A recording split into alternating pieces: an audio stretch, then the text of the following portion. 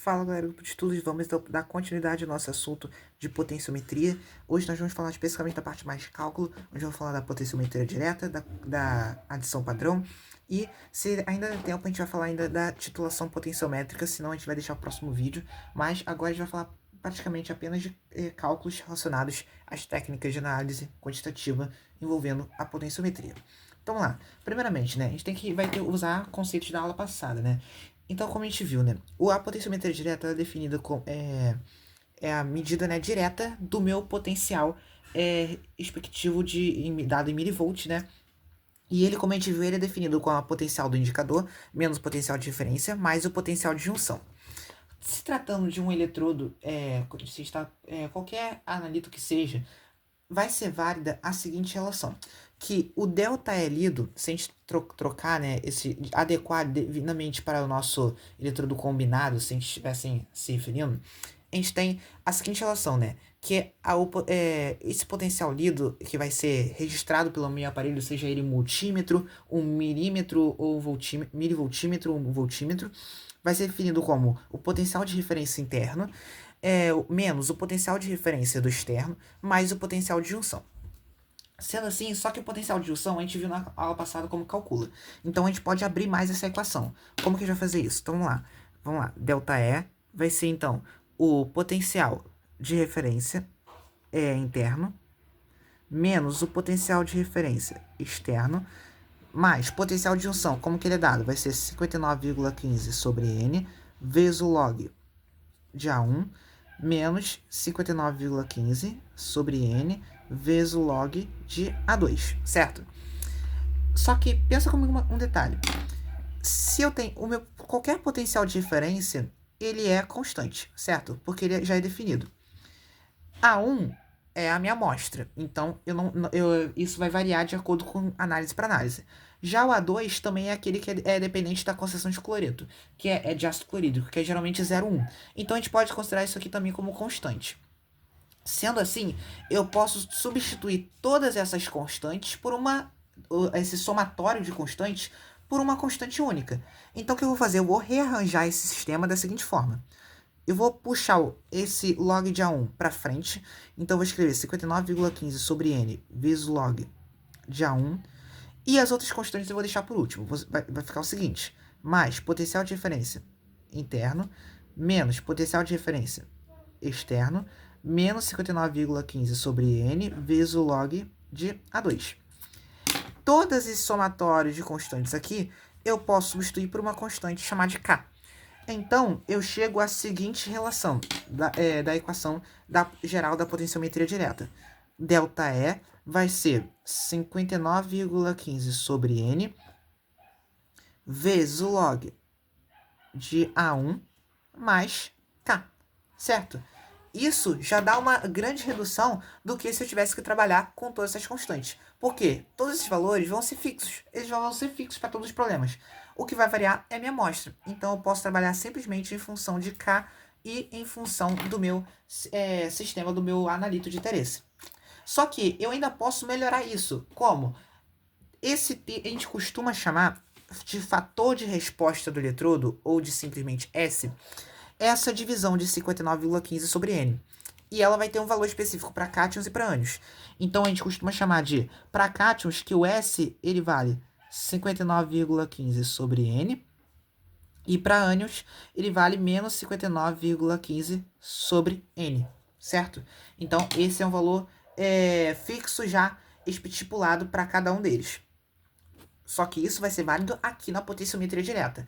Fique muito atento quanto a isso, porque isso daqui a pouco vai mudar um pouquinho, de acordo com a fórmula que a gente utilizar. Então, vamos lá. Trabalhando isso, a gente pode reduzir um pouco já essa fórmula. Só que a gente pode reduzir ainda mais, alterar um pouco mais ela. Pensa o seguinte, lembra de quando a gente tem pH, a gente tem o quê? Menos log da concentração de H+. Se a gente tem o px, ele vai ser dado por menos log da concentração de x, que o x é um analito qualquer. Então, se eu multiplico essa equação por menos 1, eu chego à seguinte conclusão, que o log da concentração de x, ou da atividade, também posso ser referido dessa forma, vai ser menos px. Então, eu posso substituir esse log de A1, ou log de x, por menos P de x, certo? Então, eu chego às seguintes fórmulas, tanto para cátion quanto para ânion.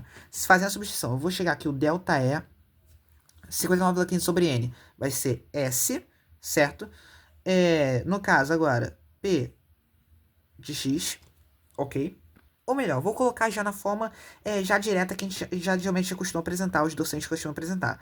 Ou seja, o ΔE vai ser K, ou seja, que eu não vou mudar, é a constante K, eu não mudo, menos SP de x, enquanto que para ânions eu vou ter que o ΔE vai ser K mais SPX, ok? Então basta a gente trocar o sinal. Percebe que cátion é carga positiva, então eu vou utilizar menos SPX.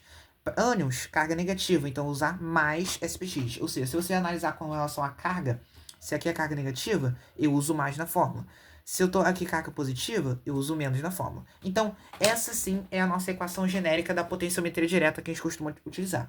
Então, não precisa você gravar o desenvolvimento, tá certo? Nem essa outra fórmula aqui. Basta você saber essas duas diferenças e você entender o que foi o raciocínio feito até chegar a essa fórmula. Aí você pode estar se perguntando, por que aqui para cátions fica negativo e para ânions fica positivo?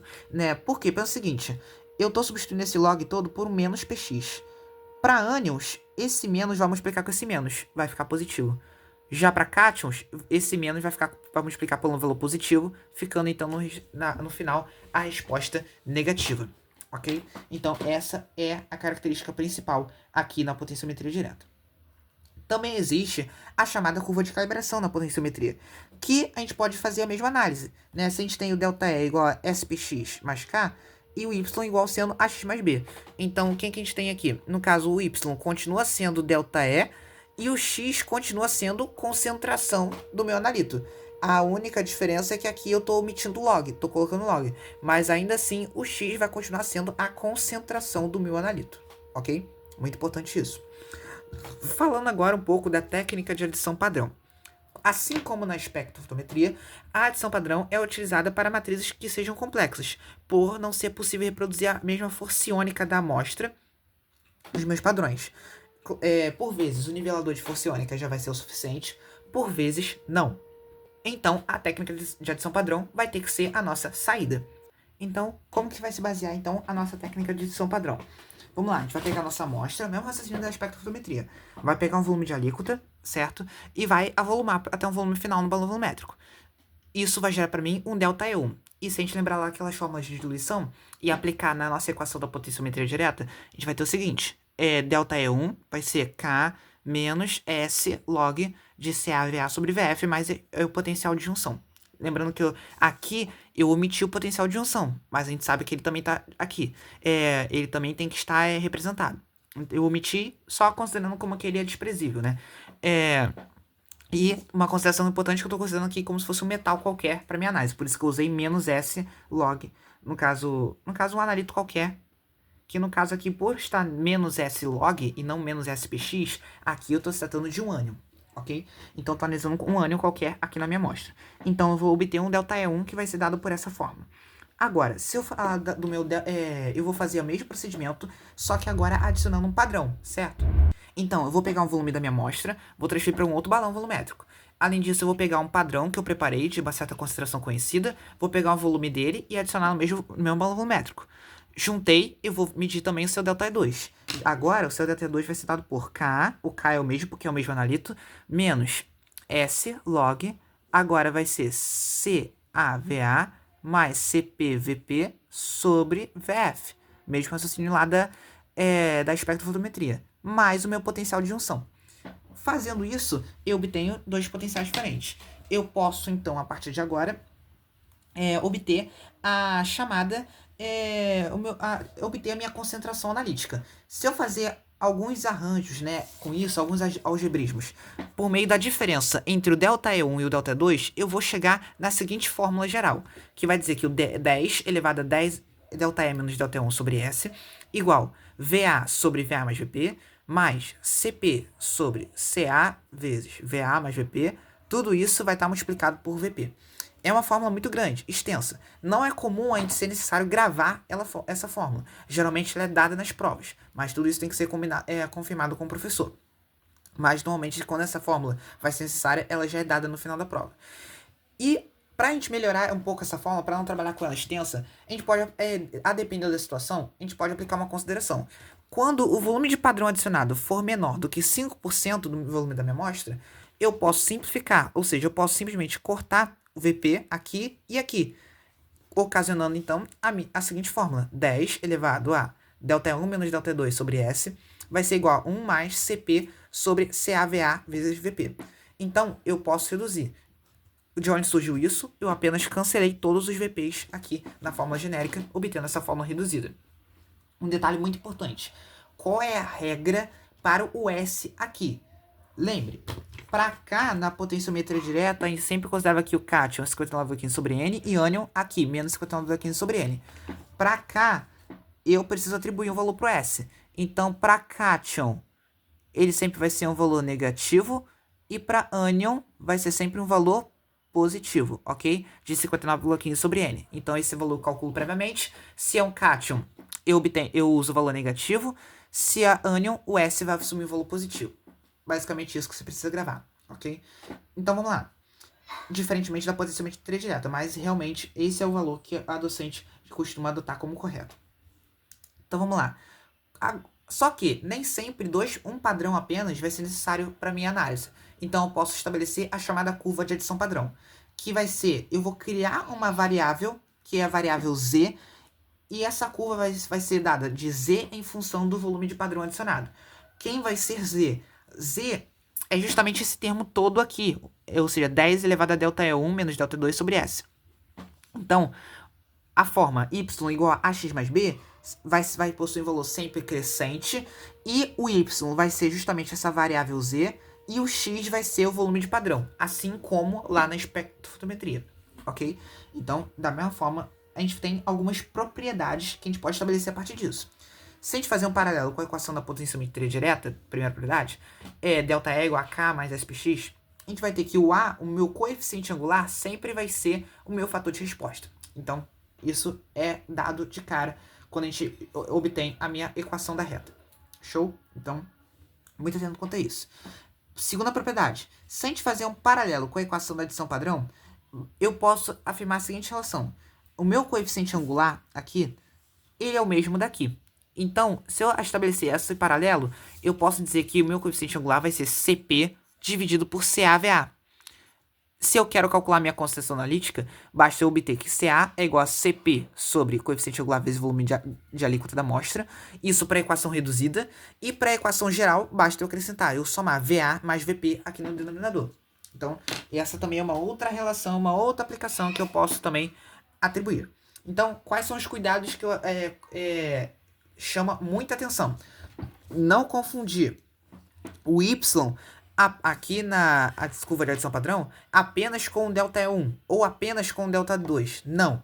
Os Y aqui vai ser todo esse termo aqui na minha equação genérica da adição padrão, ou seja, 10 elevado a ΔE1 menos ΔE2 sobre S. Então, quando você for lá na prova final fazer o gráfico, não confunda o Y, que é apenas ser o ΔE1, ou só o ΔE2. Não.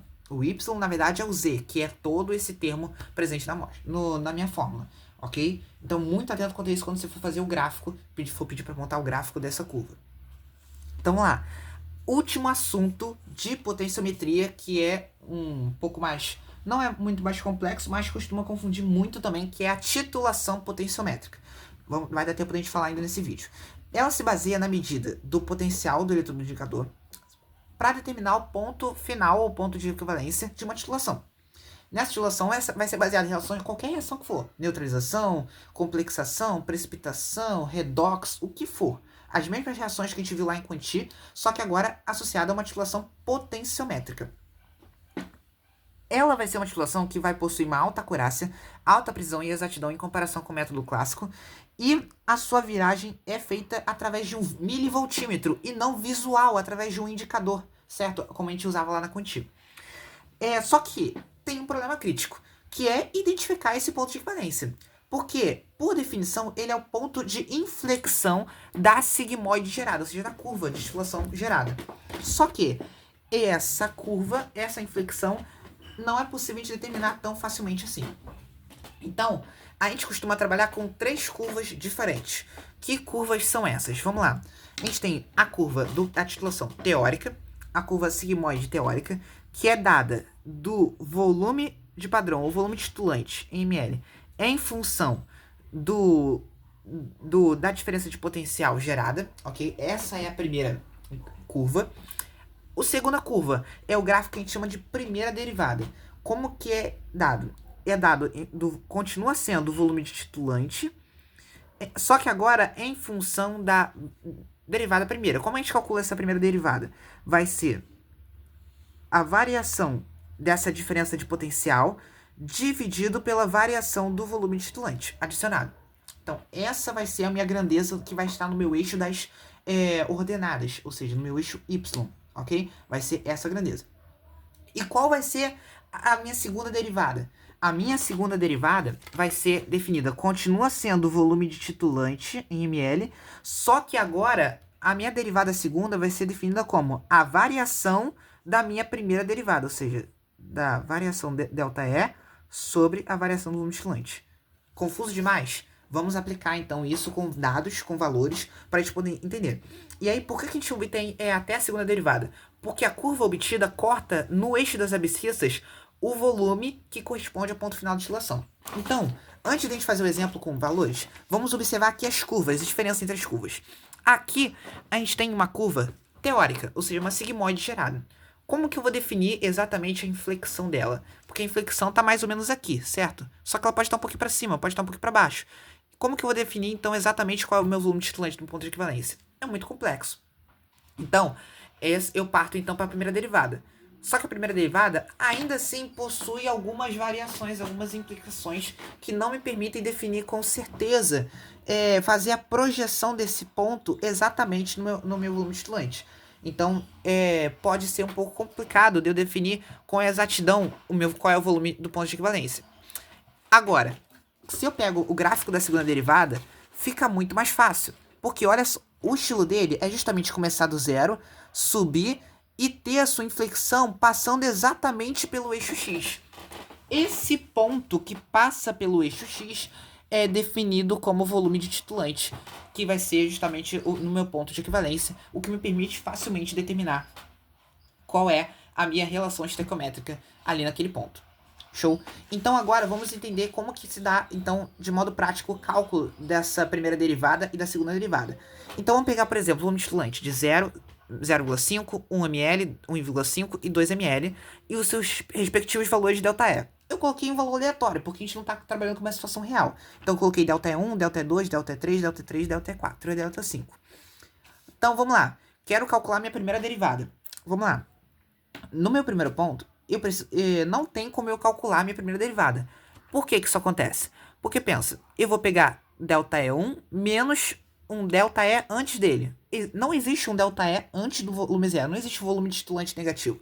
Então, não é possível calcular a primeira derivada quando tem o volume titulante igual a zero. Primeira coisa muito importante a partir disso. Agora, no segundo ponto, já é possível. Por quê?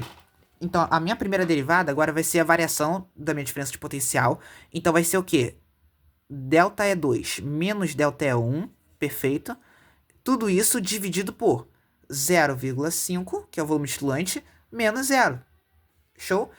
Isso vai dar um valor para mim, que vai ser o valor correspondente à derivada primeira. Eu posso fazer a mesma coisa para os demais. Ou seja, aqui nesse ponto, vai ser o quê? ΔE3 menos ΔE2, tudo isso dividido por 1 menos 0,5. Show? Vou continuar. Aqui, no quarto ponto, vai ser ΔE4 menos ΔE3 sobre 1,50 menos 1,00 ml. E aqui, a mesma coisa. Agora, quando a gente passa para a segunda derivada, vou colocar reticências porque o raciocínio é análogo. Agora, quando a gente passa para a segunda derivada, a gente já tem que tomar um pouco mais de cuidado. Por quê? A segunda derivada pode ser calculada de duas formas diferentes. A derivada segunda é determinada a depender da variação do volume titulante entre um ponto e outro. Como assim? Se a variação do volume titulante é linear, ou seja, constante, ou seja, se a gente perceber, daqui para cá eu aumentei 0,50. Daqui para cá eu aumentei também mais 0,50. Perfeito? Então, se a variação é linear, basta com que eu calcule a derivada segunda vai ser a variação da primeira derivada. Vai ser isso. Que é o que se aplica a esse caso que a gente está estudando. Agora, se eu estou aplicando no caso dinâmico, a variação é dinâmica, ou seja, a variação do volume estilante a cada ponto que eu tenho dos meus dados não é uma constante, aí, por exemplo, eu aumentei 0,5, depois eu aumentei 1,5 do segundo ponto para o terceiro, depois eu aumentei 3, e assim por diante. É um valor todo desordenado. Então, eu vou ter que calcular, a derivada segunda vai ser a variação da derivada primeira dividido pela variação do volume de titulante, ok? Nós não vamos entrar nesse caso, no dinâmico. Nós vamos entrar apenas no linear. Então, pensa o seguinte. Segunda derivada é a nesse caso aqui, a gente está trabalhando com o linear. Então, não faz sentido eu determinar a segunda derivada no meu primeiro ponto. Por quê? Eu não tenho primeira derivada e não tenho também anterior. Então, não tenho segunda derivada no ponto igual a zero. No meu segundo ponto, percebe, eu tenho a minha primeira derivada, que deu essa divisão aqui. Só que eu tenho uma anterior? Não. Então, não faz sentido também eu ter uma segunda derivada. Então, não tem definição, tanto no primeiro ponto quanto no segundo. Agora, aqui no meu terceiro ponto, eu já consigo determinar qual é a minha segunda derivada. Vai ser esse valor, vou chamar de o x do ponto 3, menos o x do ponto 2. O x aqui eu tô chamando que é a minha primeira derivada, tá certo? O valor dessa divisão que a gente fez aqui. Então, x3 menos x2 vai ser a minha segunda derivada. Ou seja, a variação da minha derivada primeira, já que eu tô no caso que é a variação do volume estilante é linear. Da mesma forma, aqui eu vou fazer o quê? O valor da primeira derivada nesse ponto, menos dessa daqui. Então, x4 menos x3. Aqui, x5 menos x4. E assim por diante. Então, esse é o raciocínio passo a passo para você fazer a sua segunda derivada. Como que seria se o meu volume fosse um caso de variação do volume dinâmico? Bastaria eu pegar essa diferença e dividir pela variação do volume titulante. Ou seja, o volume titulante no ponto 3 menos o volume titulante no ponto 2. Aqui, dividir pelo volume titulante no ponto 4 menos o volume no ponto 3. Só que não tá válido para esse caso. Nesse caso, a gente está no caso de linear. Então, só para deixar claro essas duas diferenças. Eu espero que eu tenha ajudado vocês nessa parte mais teórica de potenciometria e também nas outras aulas. Se ficar alguma dúvida, deixa nos comentários, tira suas dúvidas, que a partir de agora a gente vai fazer alguns exercícios para poder praticar isso. Então, até a próxima, curta o vídeo, se inscreva no canal e bons estudos!